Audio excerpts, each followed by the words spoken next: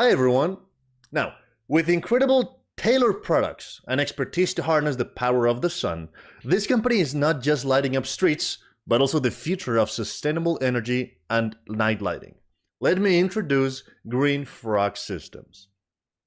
Hi, everybody. Welcome to another episode of Builder Nation. I'm your host, Sam, and today we are joined by David Wilson, CTO and founder at Green Frog Systems, previously CEO, so he knows what he's doing over here. Welcome, David. Thank you very much for joining us today. Could you please introduce yourself a little bit? Well, firstly, Sam, thank you for having us on your amazing podcast. Like I said, David Wilson, you can tell from the accent, I'm Australian. Started Green Frog about 13 years ago. Background is quite a bit of manufacturing, defense type work in my past, and then 13 years ago we started Green Frog Systems. Right, and I want to definitely delve right into it because I have to say, before I sort of started researching for about Green Frog Systems and your company and your tech, I believe that the idea or the concept of solar powered lighting for the street or everything has been pretty general, I believe, over the last years. So, with knowing this, could you please give us an overview of what Green Frog does, and more importantly, how are you really leading the charge on something completely different for these street lighting with solar power, solar panels, and the whole customization thing? Well, I guess first of all, there's a lot of confusion with solar power in general, and the way people's perception of solar power, and especially solar street lighting or solar lighting in general. It's a bit like I liken it to the analogy of the electric car. If you'd have bought an electric car 20 years ago, you probably didn't have a great experience, or you were charging it every 20 miles. Right. And back then, it was very similar with solar lighting. And nowadays, the technology has evolved to the point where correctly specified and correctly manufactured, it offers a more reliable system than grid powered and still meets all the relevant regulatory requirements. And Green Frogs started 13 years ago, already ahead of the curve with a lot of technology, and we've just pretty much evolved to being pretty much the front runner worldwide in this space. Yeah, I definitely do agree that you have been a front runner. We're going to touch that in a minute or two, but before that, I wanted to sort of go back to the beginning of the company, right? When you decided to start this for the first time, what inspired the inception of Green Frog Systems? Why did you choose to begin in these specific industries, specifically, coming from manufacturing for defense, as you mentioned, right? It's quite a change.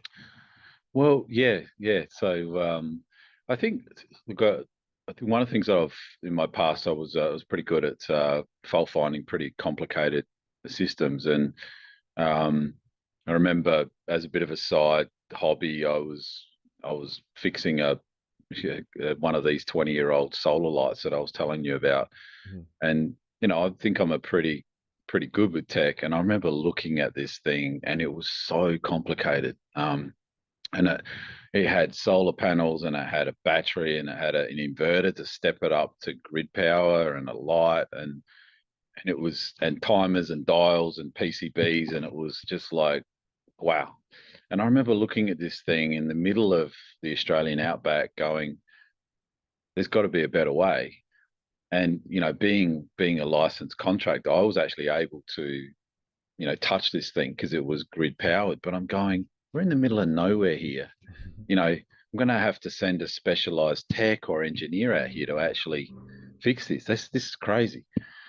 So that's pretty much where the idea for Green Frog started, in a small little garage in Adelaide, Australia. Again, you hear the accent, and I think quite quickly one of our passions was to build products that could be installed by absolutely anyone without needing a degree or a contractor's license.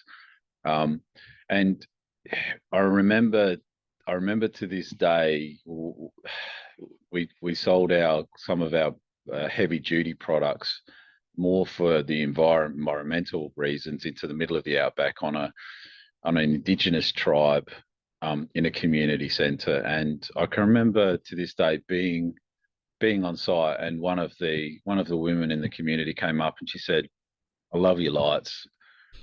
We put them in ourselves, and we got a sense of ownership from that.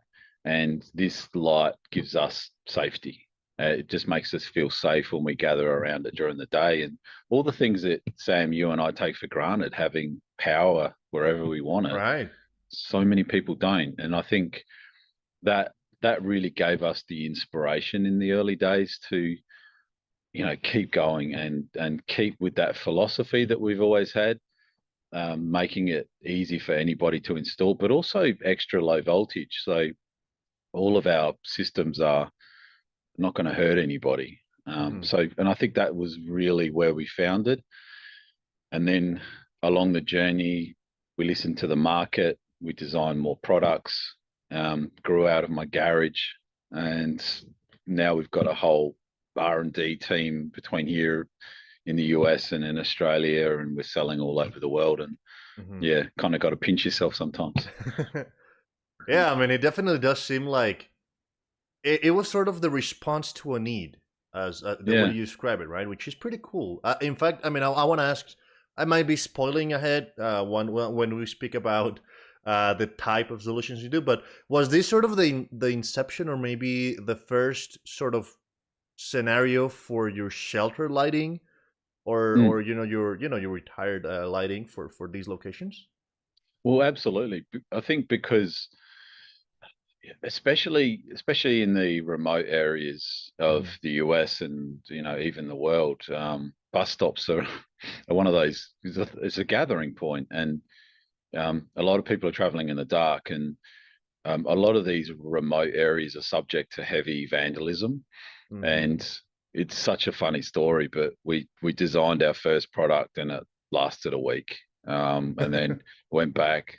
Generation two lasted 2 weeks, and and it was actually kind of cool to have to deal with very real world scenarios.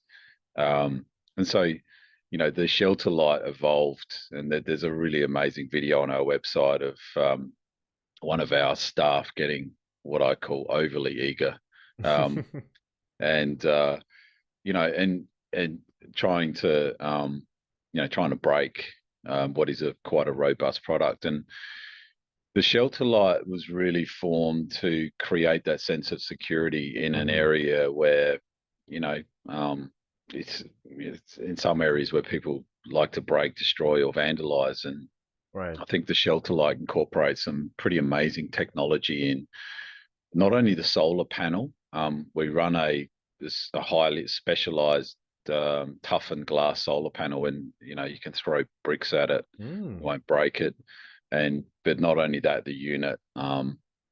baseball bats and setting fire to it, it'll work. And that's been really popular for remote communities. And again, um, don't need to send a super highly qualified technician out to install them. So Mhm.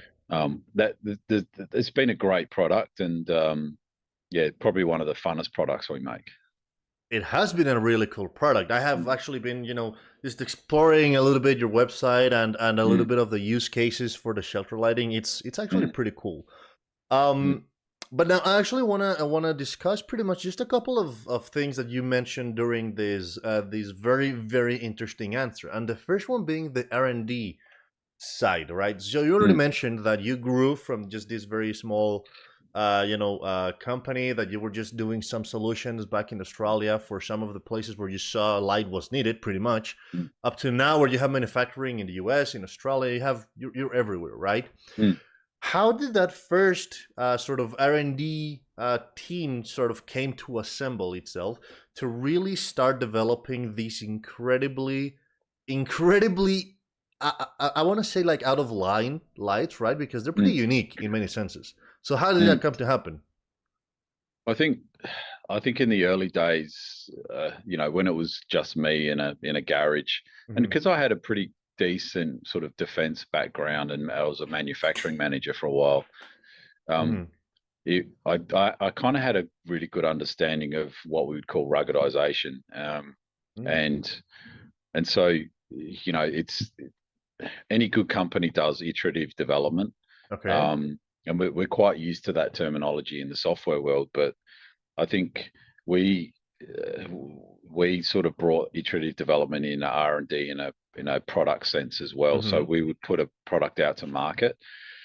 In the early days, I had some amazing early adopters of the of the technology in municipalities, and I would basically give them a bunch of lights, and then I would just monitor and pull them down, replace them. And I think over that journey, I can remember one of the products behind me here, the Stealth, Hmm. and it's got marine grade paint, but in the early days, customers were putting these on the beach, and 12 months later, there's no paint on them, and Right. it's just like, oh man, how do you?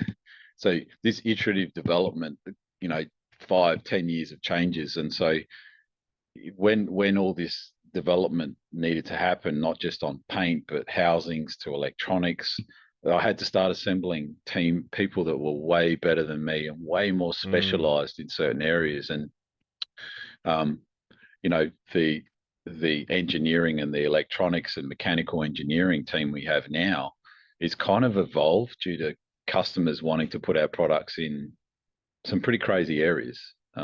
So and expanding that team here into the US for US based scenarios, Hmm.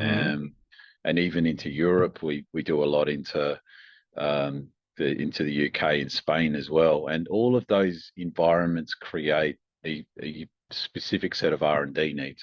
Hmm. Right. Now that is something that I wanted to ask you precisely, specifically about this. You already mentioned the manufacturing team that you currently have in the Mm, U.S. versus in versus in Australia.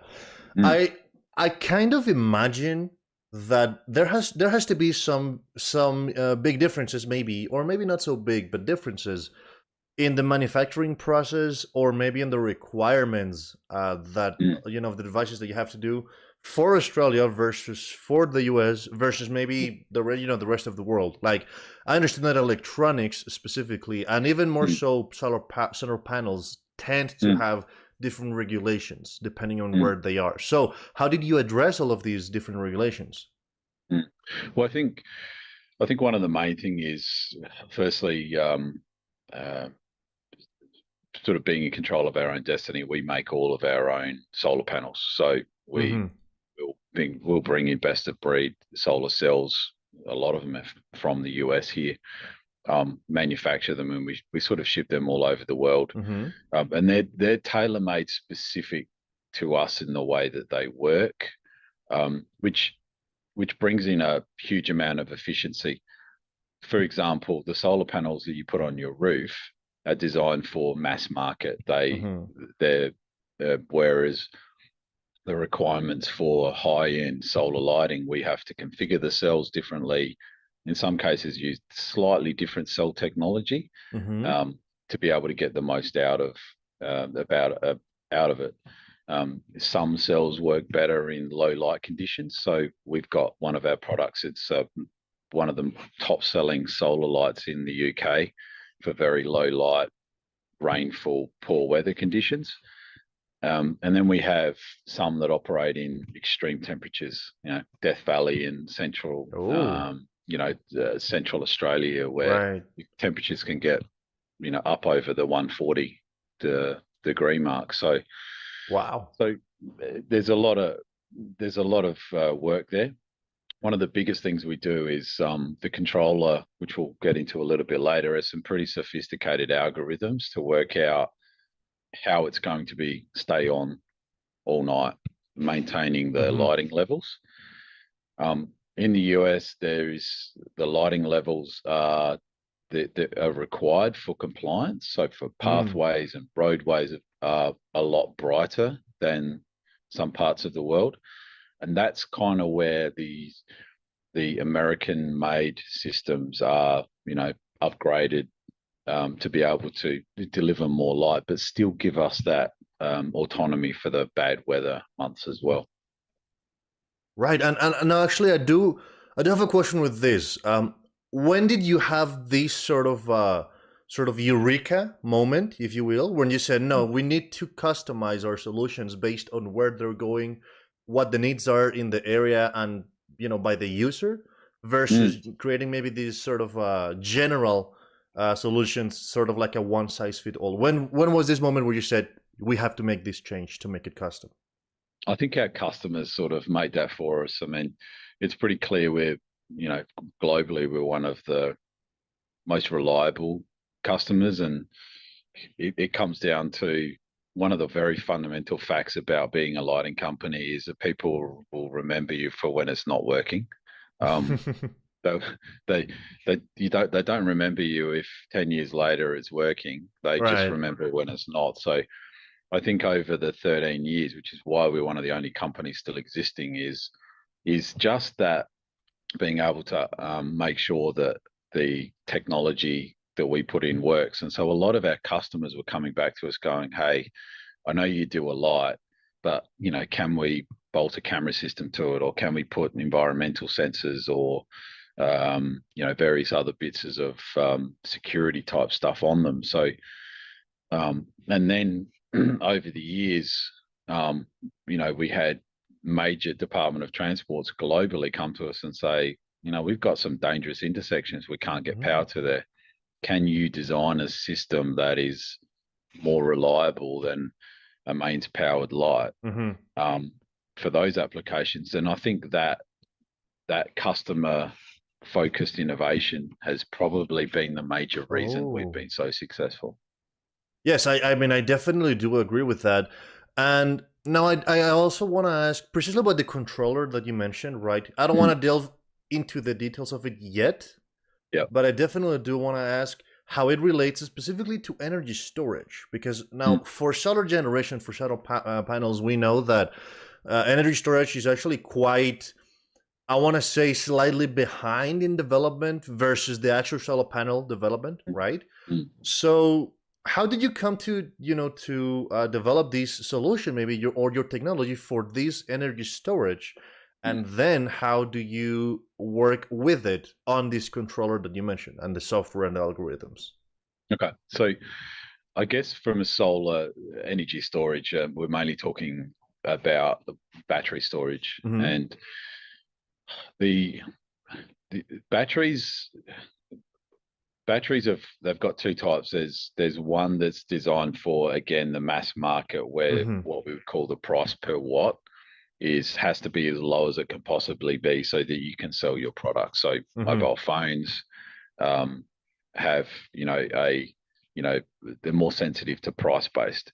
When you Right. start getting into high, what we would call mission critical applications, like making sure a light is still working in the morning for security reasons, Hmm. there has always been high quality, high end cells that are available or you could manufacture. And so Green Frog, in the industry, we're not the cheapest, and we certainly don't ever want to be. And Right. part of that is the technology we put in the batteries. And so from Oh. an energy storage perspective, you get sort of a quite a long life expectancy. So first of all, in a solar light, the biggest point of failure is your battery. And it's also the product where competitors will make the most savings if they put a cheap one in. Hmm. So first of all, you have the battery. Then there's some pretty advanced tech that we developed about 8 years ago, which is now a little bit more mainstream in what's called cell balancing, Hmm. where instead of the charging the battery in a block like your car battery, in Hmm. out, it charges each individual cell. And some of our systems might have Wow. three or 400 cells in them. And so what you're able to do is every single cell is uniquely different, even if it comes from the same production run Uh-huh. of a million cells. Right. And so what we were able to do is to charge the unit as a whole, then we stop charging and then we charge each individual one as a cell. And so that's enabled us to have batteries that are still running 10 plus years later at Wow. a much higher efficiency rate, or what we'd call degradation, because Yes. batteries do drop off every year. So we were able to develop a controller and a very smart battery system that works hand in hand with each other to make sure that we're converting the sun energy to electrical energy through the controller and storing it into the battery, which is then discharged into some pretty advanced lighting technology as well. Right, and that is actually something that I did not know you did. That's actually pretty cool, especially about this sort of controller. Now, you already mentioned precisely that you came sort of from a software background, right, as well as manufacturing. Were you how did you actually face these challenges while building these algorithms and this controller? It seems very disruptive.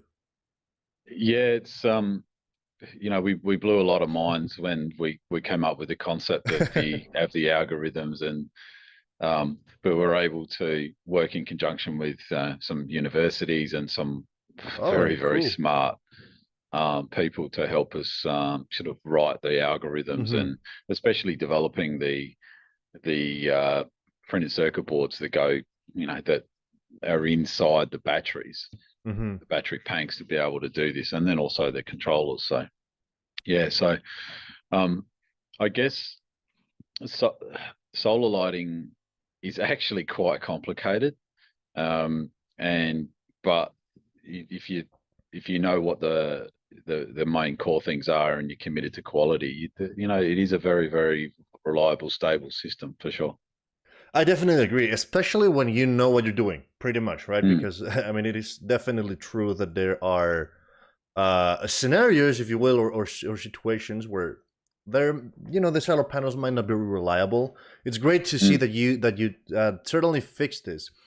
Now, going back to the more sort of general R&D process, right, over the last over 1 decade already, I'm very curious to know, you've already been the CEO and the CTO of this company. It's very, very two separate sort of aspects of a business, right? Yeah. So, with your unique perspective, I'm very curious to know what have been some of the most maybe interesting and at the same time difficult challenges that you've had to overcome, maybe in R&D, maybe in manufacturing, maybe in the business side. What have been some of these challenges? I think for me personally, I've always been good at designing things, and so it's a funny story. One day I thought, one day I want to be a CEO, and I was like, I didn't actually know what that meant until you sit at your garage, your first hire, your second hire, and now so many hires later. And we kind of got to a point about a year ago where the business was scaling so much, and my passion is innovation, and that thought leadership and futurism stuff. And I just found myself not being bogged down in the day to day, and also Green Frog's growth is phenomenal year on year. And so what we needed to do is bring in a team that can work on the business, can grow our massive distribution chains globally, and let me do what the board seems to think is the right thing to do, is actually me to lead that innovation. So I was happy to take on the CTO role, and still drive future innovation, because of course we're at the very early cycles of solar and energy storage worldwide, and it's just great to be one of those pioneers. I definitely agree that you were one of those pioneers. Now, also continuing this thought, this train of you sort of being in these two very different sides of the business, right? I'm very curious to ask one thing. Now, we're sponsored by Control Hub over here, and we talk a lot about procurement and financial planning and everything. But I believe Mm, it's very rare for me to sort of have insights to a person that has been on pretty much two very opposite ends, right? Which is mm, manufacturing yeah. and the R&D part, and also keeping tabs of everything, right? Mm, Sometimes it seems like they're sort of in a constant battle. So how mm. did you address that? How did you make sure that you keep everything flowing without everything being entangled and finance not going over engineering, basically? I think, look, I think one of the core things about being a founder of a company, and some founders get caught up in this, is you've got to know your strengths and your weaknesses, what Hmm. you're good at and what you're not good at in business. And I was lucky to have some amazing mentors in the early days that said, Dave, you're good at this, you're not so good at this. And I was able in the early days to bring in a team that we've been able to grow with. Um, Hmm. and and I think that's been the major reason is actually knowing when to step away, um, to enable the business to grow, incrementally grow.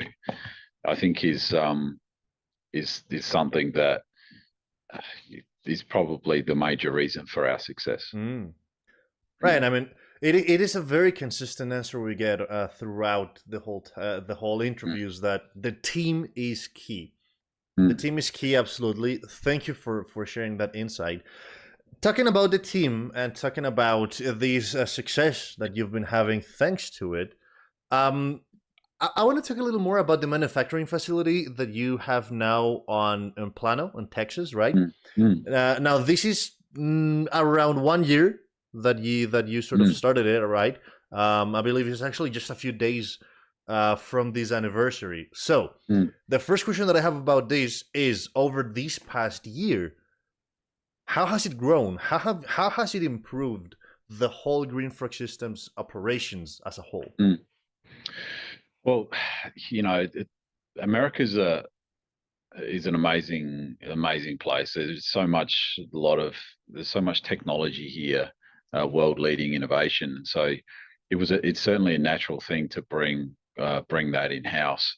And um, and I think the journey here in the Plano office is, you know, we've I think when we started here in the US about 7 years ago, Mm-hmm. we've moved 4 offices, and now we have a fairly significant facility here, and now we're busting at the seams with that. And I think the commitment to manufacture products to the under the Buy American Act, and having, it's just great to have so many local suppliers Mm-hmm. fabricating most of the parts here, to be able to grow in from North America, and then export to other countries from here. And that's Right. pretty much our dream. Hiring, I think we've almost going to be almost hiring a person a week or every couple of weeks from here to the Wow. end of the year here in the US. It's an exciting time. So growing the engineering, and I Uh-huh. think nowadays with the close with technology, we can interact that with our Australian R&D centre as well, Mm-hmm. and do joint development, um, probably in slightly different product lines, and go from there. I mean, one of the funny things was, being an Australian, we don't know what cold is, and I've minus 40 degrees Fahrenheit. Sort of, I don't even know what that is. So of course, bringing a team in that's going to be able to develop our you know, um, low temperature technology Uh-huh. makes sense to do it right here in the US. So Right. little things like that, where we need to design for specific markets. Uh-huh. We're super proud to be able to do that here in the States. Yeah, and I mean, it definitely is quite a difference, I would say, sort of not just in the operations and manufacturing workflow, but also on the end use as well. Because I agree with you, when you don't really know cold, like real cold, Yeah, it's very hard to adapt to it, right?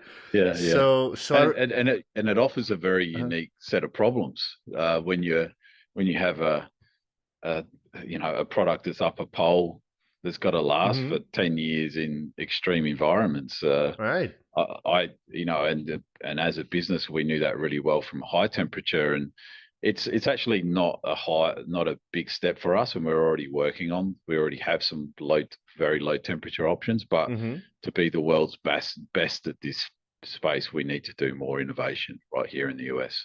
Right. And I mean, I definitely do agree also with what you said that the US offers a lot of technology, Mm, technology sort of appears everywhere. Everywhere there are options available mm, for trying out different technology. mm, So again, delving now into the other part of these, you've already had 1 year in the facility. You already mentioned how your workflow has evolved, but how has your technology evolved over these last year, having access to these very unique tech around the mm. US?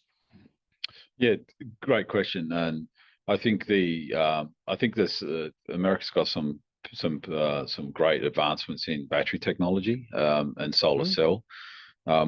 I think the control America is very strong in control systems, so wireless controls. Mm-hmm. So we have our own control system, but certainly the evolution of that using some pretty sophisticated tech here in the US. It's just around the corner here in Plano. So Mm-hmm. we're certainly going to be using the US to be this major hub in what I would call the cutting edge technology, Right. especially especially where we're trying to drive efficiencies. We have one of our technology uh, drivers is that we have a less is more philosophy. So Less is more. um, yeah, less power, more reliability. Mm.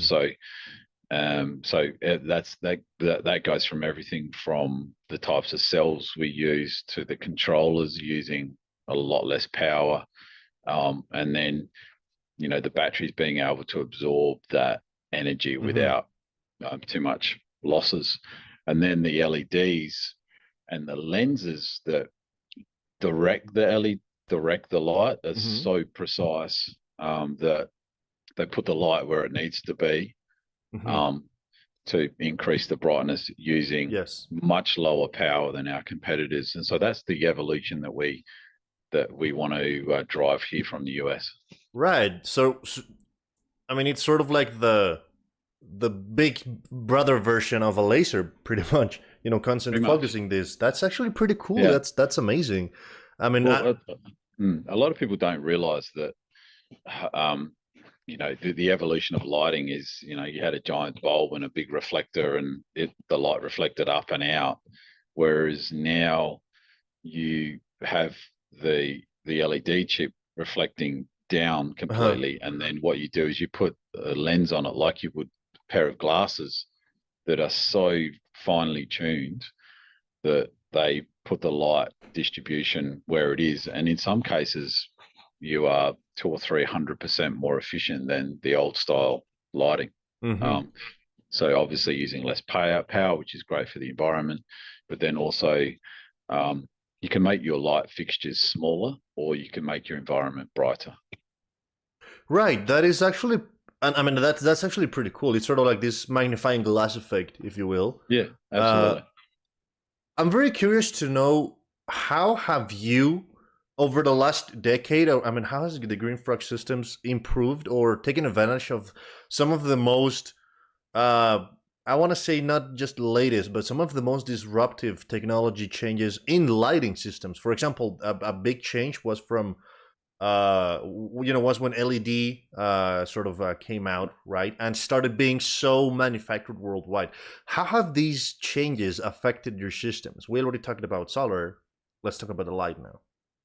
Yeah, so I think one of the major challenges Mm-hmm. was explaining the concept, because in the old days people you'd rate the bulb in your house by the wattage. Yeah. So a 50 watt or 100 watt light bulb, you knew when you went to the shop that 100 watt is going to be brighter than a Yeah. 50 watt. So, and if it was only a little bit more expensive, you'd buy that. Yeah. The problem with LED lighting, and then the problem with high-end LEDs, Hmm. when you couple it to high-end optics, as we like to call it, so the light Okay. distribution, when you combine all those factors, I can use a quarter of the power of a competitive light or a mains powered light, and I can still deliver the same light output or meet the standards. So Hmm. the big shift has been using, has been convincing customers that, we can provide you with 5 watts of power. And they were like, well, my old system was 50 watts of power. And then when they retrofit them, they're like, why are yours so bright? Well, your 50 watt light is degraded over 10 years and Right. it's only offering a quarter of the light output. And, we have much more stable technology. So I Hmm. think the disruptive element is certainly showing people that whole less is more philosophy. We can deliver the same outcome, but we can do it with far less watts of Right. Right. energy. So yeah. Yeah, I mean, I agree with you. It was sort of the same thing when solar power sort of started, like this Mm, boom, that people were very reluctant to say no. Hey, it's not gonna give me the efficiency I need because of this misunderstanding, right? Of how mm, the wattage works. I definitely agree with you on that.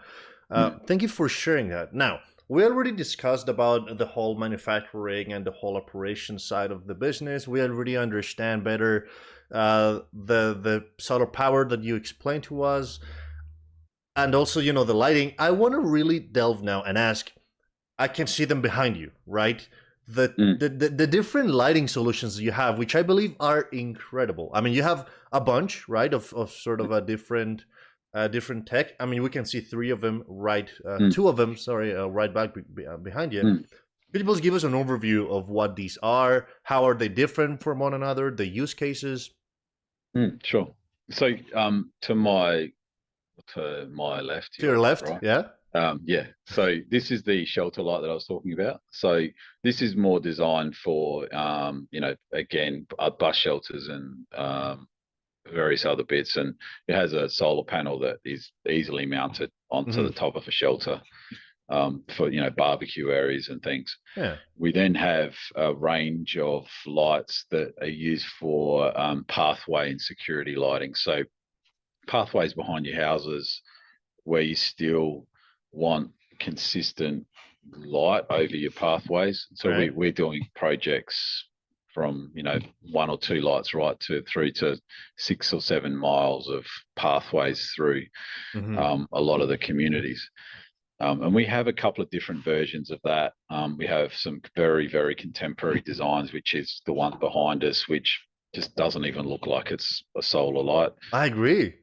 Mm. This particular product has won some European International Lighting Awards, and it was one of the first products to win a very coveted European award. It was Hmm. the first renewable-based product in the world to win it, so we were quite proud of that. Wow. Nice. Um, Congrats. yeah, and then when we have customers that are wanting more lights, so say residential roads or car parking, or um, you know, higher power, or where the client is looking to bolt, say, camera system, or using this for, Hmm. um, environmental sensors. We then have some new technology we've developed, which is our modular platform. So, which is what's here, and it's available in single units, and then you can option bigger batteries for it, Ooh. and all that's configured and made here in the US. And it enables that flexibility for a customer, because this is one of the evolutionary shifts for this technology. Is off-grid power is Hmm. becoming more mainstream, and so customers are wanting the ability to future-proof the technology. So some of the new technology enables the customer at any point in time to be modular. Hmm. We then have from here we go into the large roadways, so quite popular with the Department of Transports, where we've got some amazing battery technology that's like stackable. You can configure it from 1 to 6 batteries. Um, really cool tech where if you're putting, say, it's very voltage sensitive camera systems, you can hot swap the batteries in and out, still keep the system alive, Wow. um, offering, some quite large power formats, Hmm. yet still, you know, be on a pole on the side of the road out of harm's way, providing a light, but also providing power for other Right. environments. So those are probably the main focuses of the company. So we offer the very small Hmm. to the very, very large in power systems. Right. I mean, that is definitely disruptive. I mean, I don't believe I've ever heard of these of a company that does it so well. Right. I mean, in the end, you're the runner up for it. Um, I also have this question that it sort of crossed my mind, especially when you just explained this to me now, right, about these off-grid systems and how you've been so disruptive, and what Mm, you said earlier, that the idea of this is for anybody to be able to sort of install them, no need of a degree, no need of a contractor license, no need of mm, any preparation, right? How does mm, maintenance look for one of these devices?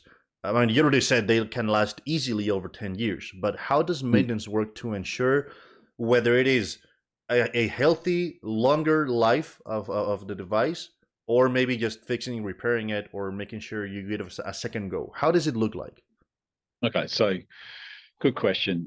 I think there's a couple of things there. One is most of in our environments, being 13 years in, we've got technology developed where it's what's called edgeless.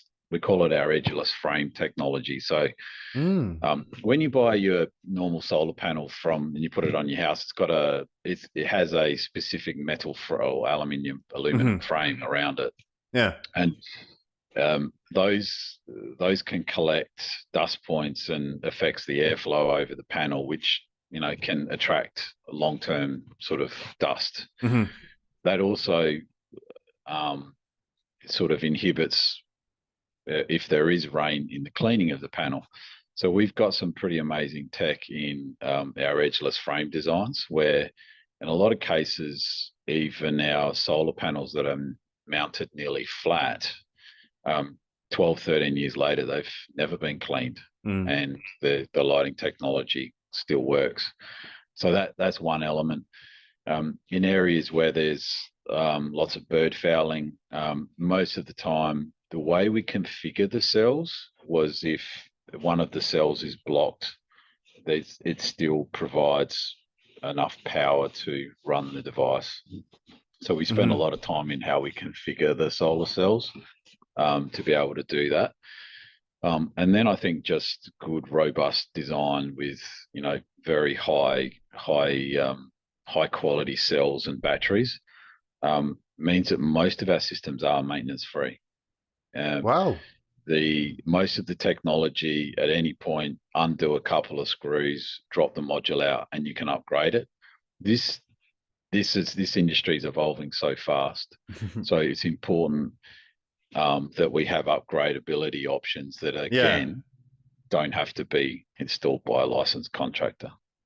Right. That was actually going to be my follow-up question. You just sort of Mm. said it precisely, which is about this upgrade sort of Yeah. possibilities, especially with these very long-term solutions that, devices that are going to last you 10, 12 years in the same position. Mm. Um, is there sort of a pathway of upgrades in this modularity that you mentioned, right? That maybe you don't have to swap the entire system, but maybe you can swap maybe the battery specifically, or maybe Yeah. the solar panel. You already mentioned it's possible without a very specific like a degree, or nobody has to do it like very specifically. Is that something that you have to take into consideration since the very R&D phase of these upgrades, or do you sort of Yeah. right? I, I think having a bunch of really smart engineers, there's no point designing a system and avoiding the white elephant in the room, which is that, a battery is naturally going to degrade over Yes, time. of course. And depending on the customer's use case, that battery degradation may end up being a light that it's not going to work in the morning in the middle of winter. So Mm-hmm. it's important that, you do have to design this in at day one. It's interesting that some of the electric vehicle battery manufacturers are only just starting to get this concept when, Mm-hmm. it was pretty clear that, they're going to have to upgrade their batteries at some point. I guess our technology isn't a throwaway item. So it was important to design those that incorporate that ability right from day one. Right, and that's actually very nice to know. I really really like how these both the less is more, but also the ease of access and ease of installation is such an important aspect of GreenFrag systems. I really like it, especially because of what comes next. Right before we started the interview, we were just chatting very quickly, Mm. sort of behind the scenes. Right, you were mentioning precisely about a partnership very recently that you made with a foundation to make sure that very remote areas of the world have access to these very robust lighting solutions because they are Mm. that's what they are, robust. And I really like how, I mean, they went with you specifically because GreenFrag Systems, your tech, you already mentioned, right? It's hot swappable, it's Mm. low maintenance to no maintenance, it's long lasting. So I really like this partnership. Could you please just tell us a little bit more about it? Yeah, it's the whole team here in the US and around the world are really passionate about this one. So we partnered with Light of the Sun. So it's lightofthesun.org, and this foundation specifically set up to address the missing people, specifically across the Native American tribes across the US. And in a lot of cases, these people, women and children, go missing in areas where there is no cell phone coverage and there is Mm-hmm. no light. And these people are walking to work and so, Green Frog, we wanted to make a difference with our technology. And it's clear we have an amazing source of energy. And so we've started this foundation where a lot of the Native American tribes, if they've got hotspot locations where they're having a lot of trouble, Mm-hmm. Green Frog donates the technology. That's very nice. Phase one of this is a light, a strobe, and a siren that can be used where someone can go around a bus stop in the middle of nowhere or a particularly bad location. And it's a bit of a call to arms because what we're looking to do is Yeah. evolve the technology, bring in technology partners across the US that can, enable, camera systems and Yeah. automatic phone dialers and, all these technology challenges that are faced where you have no cell phone coverage. And so, Mm-hmm. yeah, we're really proud, and we've done some installations, and we're making a real difference. And our team here across the world, if all it does is save one life, it's worth it. And so we're very passionate about that. So yeah, thank you for giving us the opportunity to talk about that. No, and I mean it's my pleasure entirely because I'm personally a huge fan of these initiatives, right? Where I mean it's sort of like an understood reality that that I mean security is key, right? And not every place can provide it. This safety. So I'm very happy to know that Greenfrag is putting Mm. these tech to really good use. How is this Mm. partnership looking like for the following, say, 2, 3, 5, 10 years in terms of places that you're gonna reach?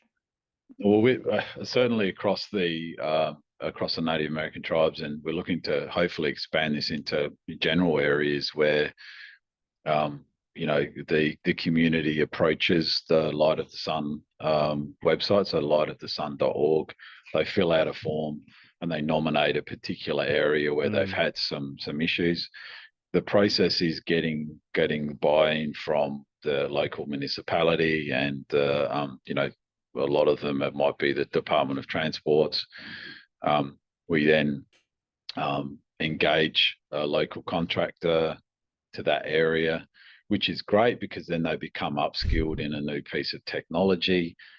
They have a sense of ownership, and I think the evolution of this is being able to provide everything from alert-based systems to you know, camera feeds so that the authorities can you know, log in and see and have a look at incidences in locations where it's just not currently possible. So Yeah. for us, what we're looking to do is provide an energy system that's stable and reliable. And we're hoping, you know, we can attract partners that are willing to also get on board with us to address what is a pretty significant issue here across Yeah. here in the US. Yes, I agree. It is pretty significant, and again, I'm very happy, and it's very warming in a sense to know that there are companies of such a big name like GreenFrog, to you know, putting just their Mm, tech out there for the better use and for the mm, improvement of the society. So thank you mm. for doing that, and congratulations for, you know, for your reach. Now the Thank interview you. is coming to an end, and I really want to ask you just two final questions. All right.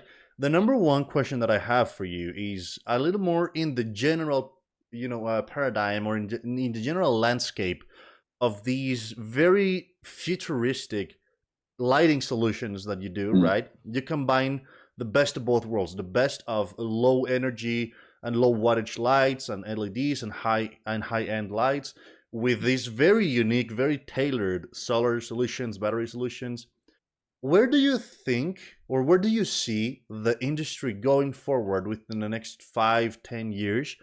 And more importantly, even, where do you see GreenFrog in it in this future? okay. Yeah, great question. I think there's some certainties that we all know about is the electric vehicle revolution Yeah. will kick off, and that will spawn a whole bunch of technology in battery storage as well. Um, and there is already some amazing tech we're working on that will you know, reduce the weight of batteries, yet still give the same energy density. Mm-hmm. Um, but I think more importantly, one of the fundamental shifts in society will be people come home and plug in their electric cars, and that is going to create Wow. a huge power draw on electricity networks. And so people are naturally going to have to and want to have, firstly, have a better understanding of energy storage Right. for their houses. So we'll probably start to see what is called a microgrid, where each individual house or area has its own battery storage, Mm-hmm. um, as well. But for and so, but from a GreenFrog perspective, the more the urban sprawl, the more people are traveling and driving and moving out, the less power there is.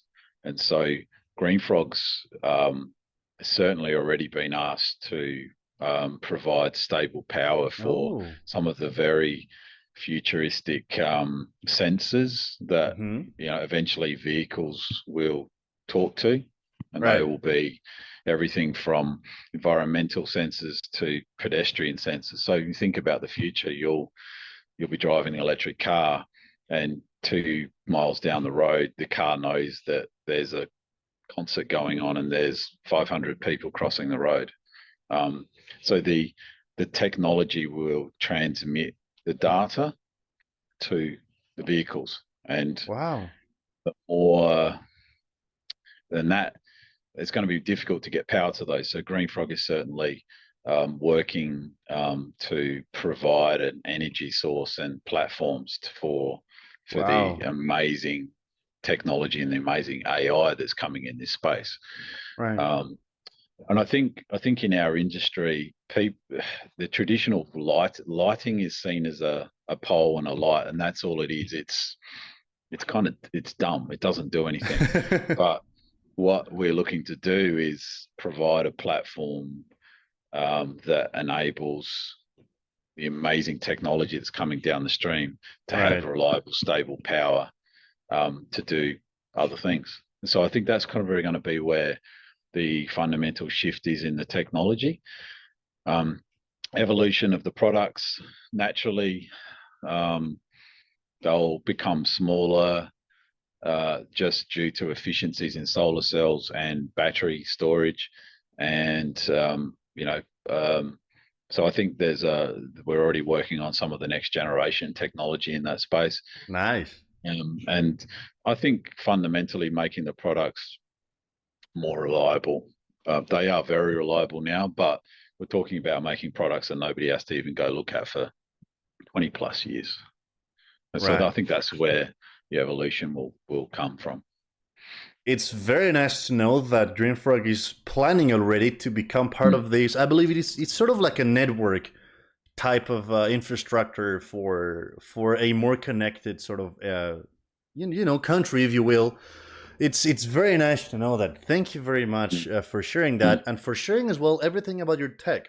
Now, as I Mm. mentioned, I had two last questions. That was the first one, and I'm Yep. coming with the very last one. And this one, I believe, is going to be quite interesting, coming from coming from a person that is a founder, has been a CEO, has been a CTO, but Mm. also has really understands the difference between a startup and founding something, and Sure. working in a big company like IBM, for example, that you did Mm. back in Mm. the day. You know, sort of the best of both worlds. And this question is, what advice do you have? What advice do you have for any young person out there who might be Mm. starting their own path in engineering? Maybe they're building their own startup. Maybe they're planning on they already started their startup and they're sort of working on maybe their first investment, or they have an idea that they haven't quite figured out how to put in action. What Mm. advice do you have for any of these aspiring people? Oh wow.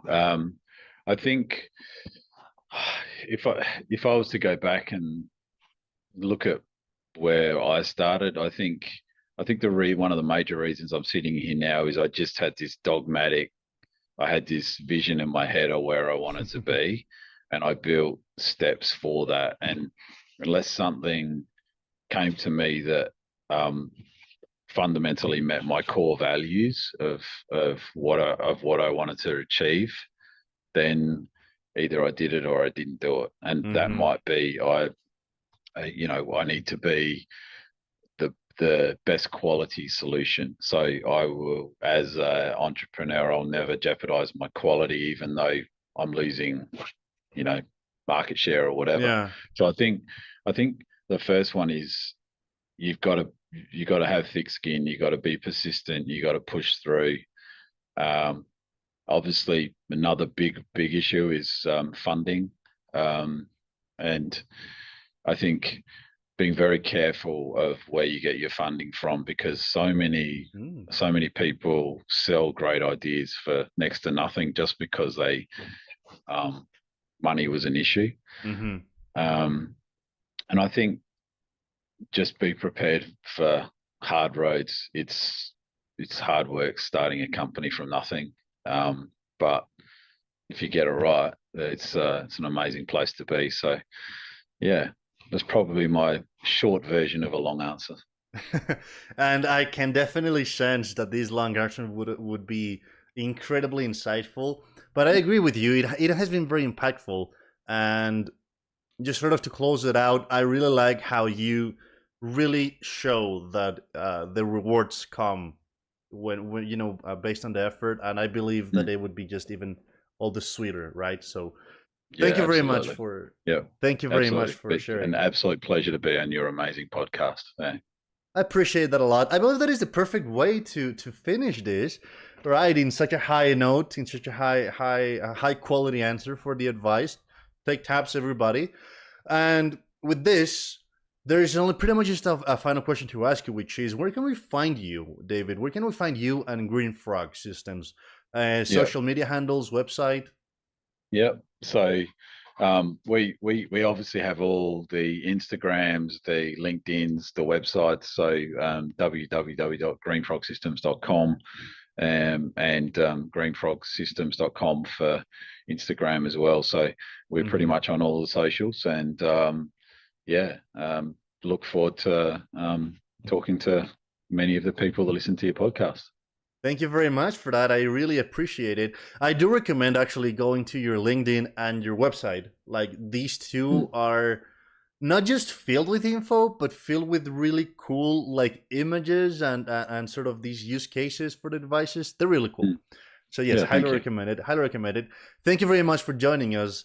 Now, to everybody else, remember you can find more information, interesting articles, short content, clips, and a lot more interviews on our website, buildernation.io, and also BuilderNation everywhere in social media. We're gonna love to hear from you. Thank you for being part of this community. David, thank you very much for joining us. This was an incredible episode. Thank you for having us. Thank you. It's an absolute pleasure. And goodbye, everybody. When building the future is your priority, tedious procurement processes should be last on your list.